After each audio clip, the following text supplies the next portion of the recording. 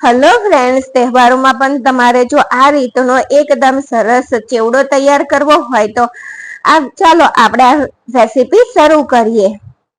તો સૌથી પહેલા આપણે અહીંયા મસાલો બનાવીને તૈયાર કરવાનો છે. 1 ટેબલ સ્પૂન સૂકા ધાણા, 1 ટેબલ સ્પૂન વરિયાળી, 1 ટીસ્પૂન જીરું. આ ત્રણેય વસ્તુને સારી રીતે આપણે શેકી લેવાની. લો ગેસની ફ્લેમ ઉપર તેને શેકવાની છે. આ રીતે સતત તેને સ્ટર કરતા રહી, તબેથાને ચલાવતા રહી અને શેકવાની.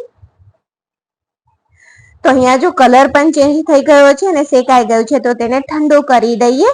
ઠંડુ થાય એટલે મિક્સર જારમાં તેને એડ કરી દઈએ અને તેની સાથે જ 1 ટેબલ સ્પૂન કાશ્મીરી લાલ સૂકું મરચું પાવડર અને તેની સાથે જ મસાલા પૂરતું મીઠું એડ કરવાનું. મમરામાં આપણે મીઠું એડ કરેલું છે.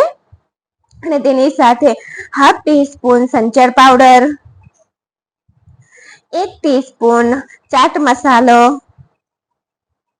અને બિલકુલ થોડા 1 પિંચ જેટલા લીંબુના ફૂલ. વધારે લીંબુના ફૂલ એડ નથી કરવાના, 1 પિંચ જેટલા જ એડ કરવાના. મસાલાને સારી રીતે પીસી અને તૈયાર કરી લઈએ. તો જો મસાલો સરસ રીતે પીસાઈ ગયો છે, તેને સાઈડ પર રાખી દઈએ. અને અહીંયા મેં 200 ગ્રામ મમરા લીધા છે. બાસમતી મમરા જે આવે તે નોર્મલ તે જ લીધા છે. તેને આપણે અહીંયા મમરાનો ચેવડો તૈયાર કરવાનો છે, પણ તેને વઘારીને નહીં, તેને આ રીતે આપણે તળીને તૈયાર કરીશું. તો બહારના માર્કેટમાં જે રીતનો મળતો હોય છે ને, તેવો જ સેમ ટેસ્ટ આવશે અને લાગશે પણ તેવો જ. તો મમરાને આ રીતે કાનાવાળા ઝારામાં રાખી દેવાનું અને તેને તેલમાં રાખી હાઈ ગેસની ફ્લેમ ઉપર તળવાનું અને તબેથાને સતત આ રીતે હલાવતા રહેજો, એટલે મમરા બધા એક બાજુ સરસ રીતે એક સરખા તળાઈ જાય. તો જો અહીંયા મમરા સરસ રીતે તળાઈ ગયા છે, તેલ કાઢી લઈએ અને બધા જ મમરાને તે રીતે મેં તળીને તૈયાર કરી દીધા. અને જો ઠંડો મમરો લઈ અને તમને ચેક પણ કરાવું કે કેટલા ક્રિસ્પી મમરા તળાયા છે. જો આ રીતના મમરા તળાવવા જોઈએ. ત્યાર પછી જ્યારે તે ગરમ જ હોય ને, ત્યારે તેની અંદર 1 ટીસ્પૂન હળદર અને સ્વાદ પ્રમાણે મીઠું એડ કરી દેવાનું.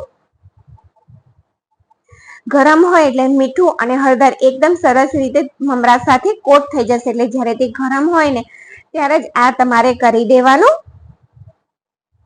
તો મમરા ગરમ વધારે છે, તો ધ્યાનથી તમે કરજો. આ રીતે તમારે તેને ગરમ હાથેથી થોડા ઘસતા જાય પોલા હાથે અને કોટ કરી દેવાનું. ત્યાર પછી અહીંયા એ જ તેલ લીધું છે અને તેની અંદર 1 કપ મકાઈના પૌવા તેને તળી લઈએ.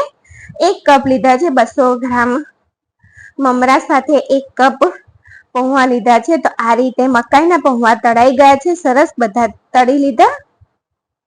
ત્યાર પછી હવે આપણે અહીંયા મીઠો લીમડો તળીશું.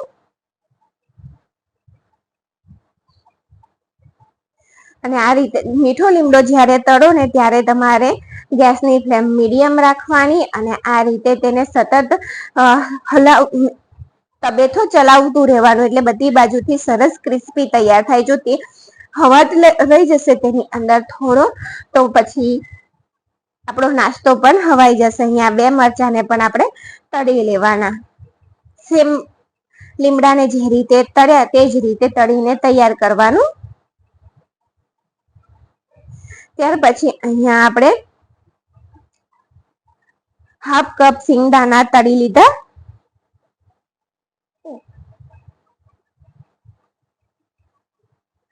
અહીંયા 1/2 કપ સિંગદાણા અને આ રીતે આપણે તળીને તૈયાર કરી લેવાના.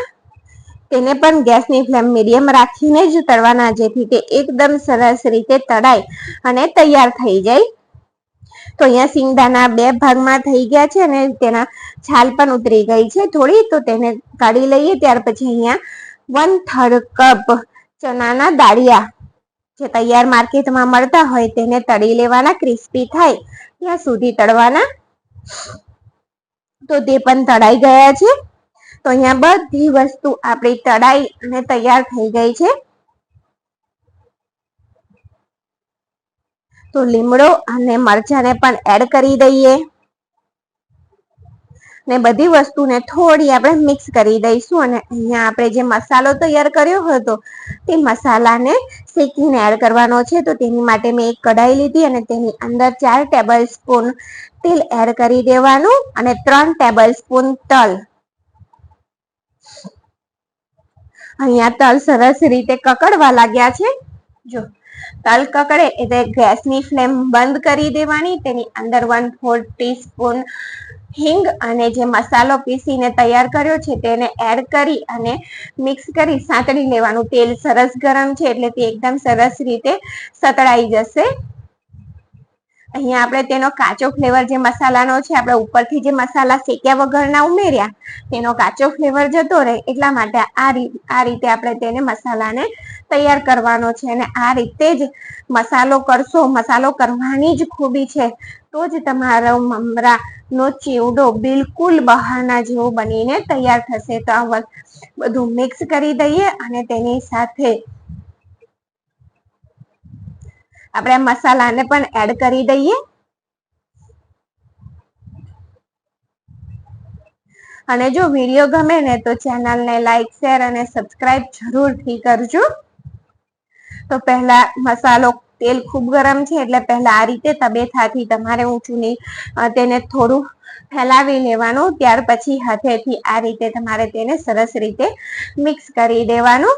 તો આ તહેવારમાં તમે ગણેશ ચતુર્થી આવે છે, નવરાત્રી કે પછી દિવાળીના તહેવાર માટે, આવનારા બધા તહેવાર માટે તમે આ રીતે મમરાનો ચેવડો બિલકુલ નવી જ રીતે બનાવીને તૈયાર કરી શકો છો. અને બિલકુલ બહારના કરતા પણ એકદમ સરસ ટેસ્ટી બનીને તૈયાર થાય છે. અને તેની સાથે આપણે અહીંયા 2 કપ સેવ એડ કરીશું. ઝીણી સેવ, જે નાયલોન સેવ આવે તેને એડ કરવાની. તો 200 ગ્રામ મમરામાંથી 1 કિલો મમરાનો ચેવડો કે નાસ્તો 1 કિલો બનીને તૈયાર થઈ ગયો છે. ભરી અને તમે ડબ્બો ભરી અને મહિના સુધી ખાઈ શકો તેવો આ ટેસ્ટી નાસ્તો એકદમ ઇઝીલી અને થોડી જ વારમાં બનીને તૈયાર થઈ ગયો છે. Thank you for watching.